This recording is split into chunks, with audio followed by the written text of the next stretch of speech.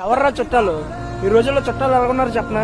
వాళ్ళ దగ్గర ఏమీ లేనప్పుడు మనం హత్తుకుని వాళ్ళ దగ్గర కాస్తో కొస్తో కలంగానే మనకు మనం ఉంటే చాలు అనుకుని దూరం అయిపోలే చుట్టాలు. ఈ రోజుల్లో రక్త సంబంధం కంటే డబ్బు సంబంధాలే ఎక్కువ. డబ్బు ఉంటేనే సంబంధం, లేకుంటే లేదు. రక్త సంబంధం ఉండేది అసలు నిజం కాదది.